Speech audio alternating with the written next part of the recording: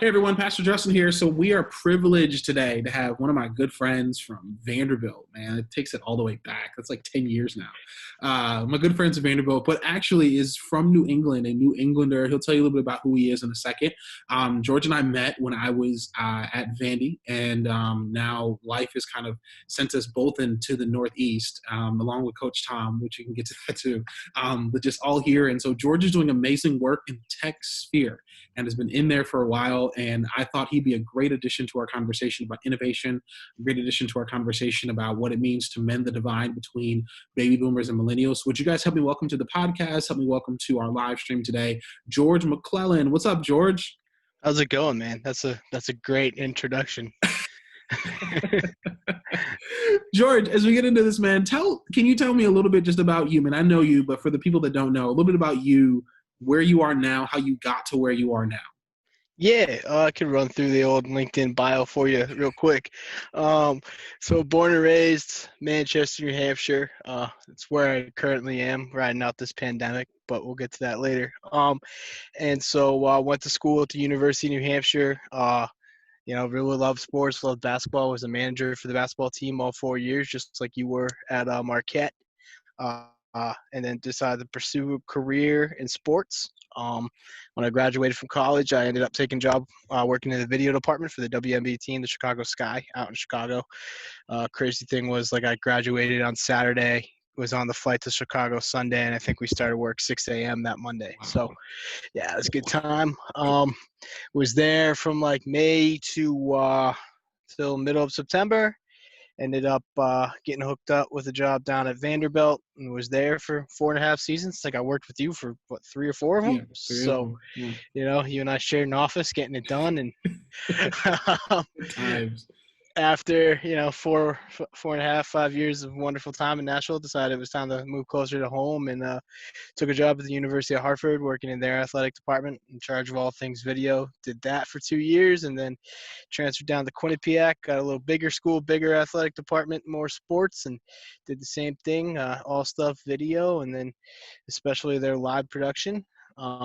Then this past fall, right around September, decided, 6, 7 day work weeks, as much fun as they can be, weren't for me anymore.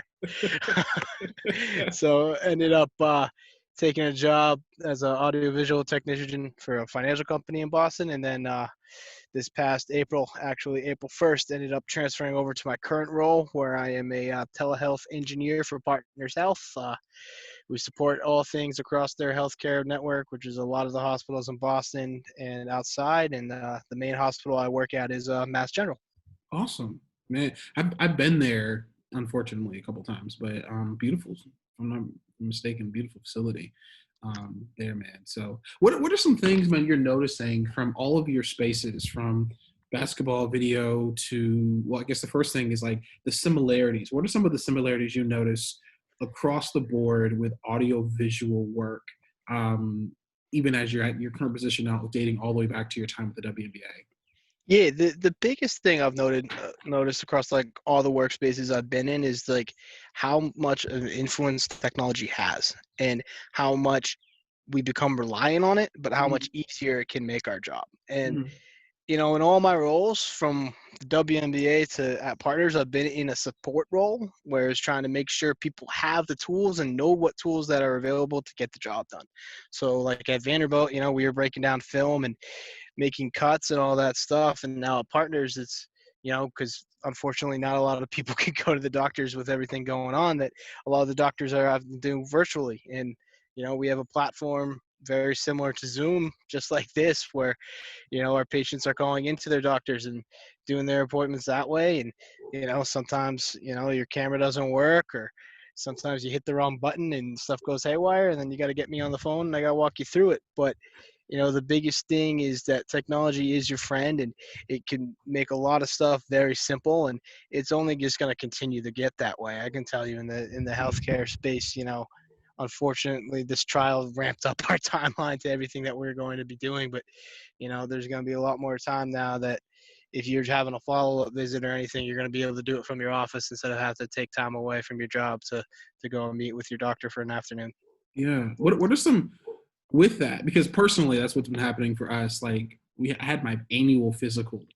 I don't know. It was the most different thing I've ever experienced on the phone. What are some trends that you're seeing that we need to prepare for, be aware of, or learn, especially in healthcare? Because this point of this is to reach to reach just the average person. And so, what are some trends you're seeing in healthcare that we need to be aware of in terms of technology and health? I just, normal stuff.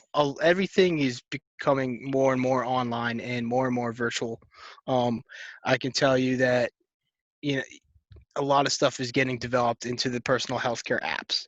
And Yeah. like the biggest thing you can do, whatever network your doctor or your primary care provider's in, is make sure that you know where everything is in that app, because that's where people are going to direct you to. If it's checking into your appointment or scheduling an appointment, or even launching a virtual visit. It's all done in that app.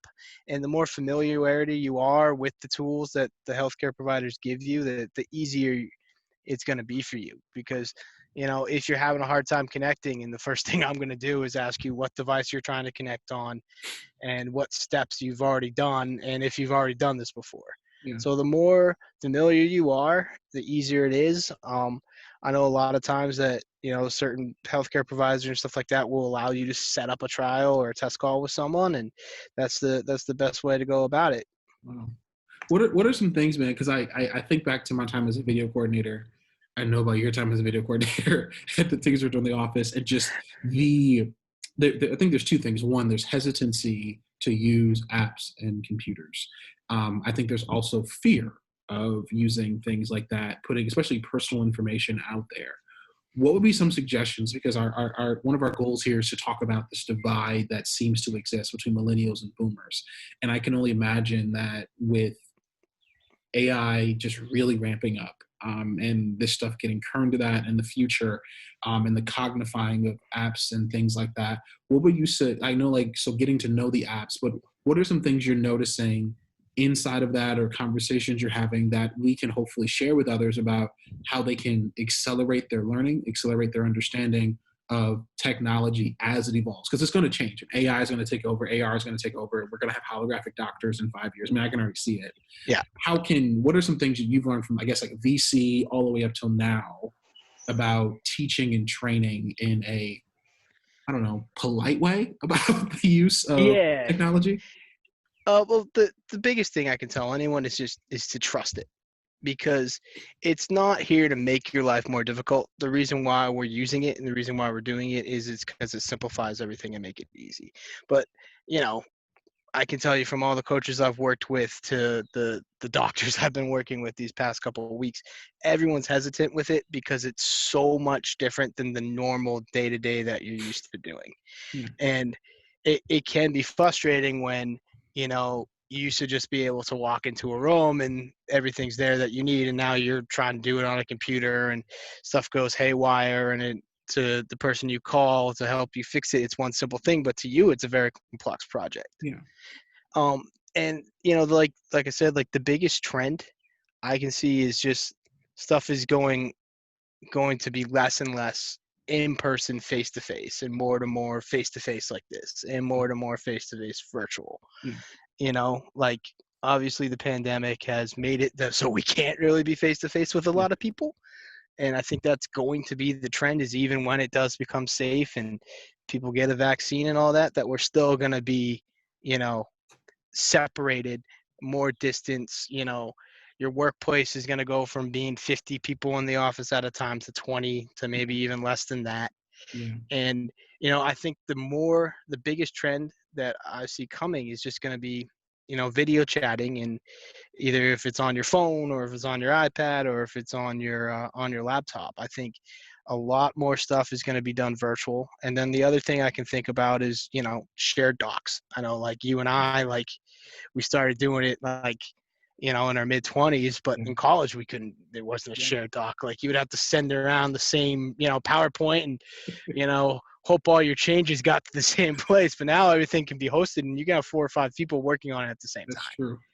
So uh, unfortunate, like we've learned that humans really like, and people really like being around other people. But Yeah, I think the biggest trend that's going to come is, we're going to be able to be around people, but they're not going to be sitting right next to us. They're going to be on the screen, or they're going to be sharing the workplace with us virtually. wow.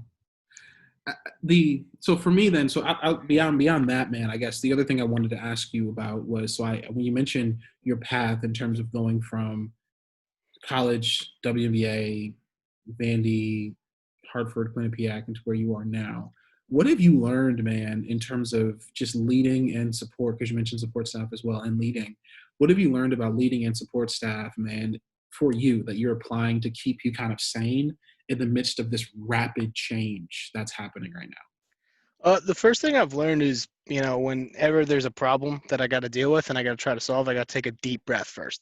now? Mm-hmm. Because going into it, I know that I've probably already solved something very, very similar to this, but I Mm-hmm. haven't solved this exact problem before.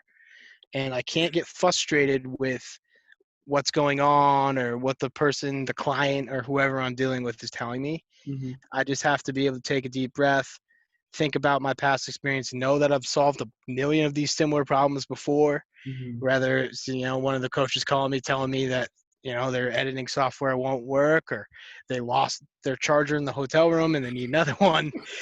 Or if, my current thing when, someone's saying the patient is in the waiting room, but they won't elect it and they're clicking on, their 2 o'clock appointment instead of their 1 o'clock appointment, Wow. simple stuff like that. But to whoever you're dealing with, this is the most important thing in the world. And to me, it's just another call that I gotta bust it out. So I'm ready for the next one to come in. But I've learned that every single problem is specific and it's very important to that person who's calling and asking for help. And I need to be able to give them my time and give them, everything I got so we can move on and get them what they need.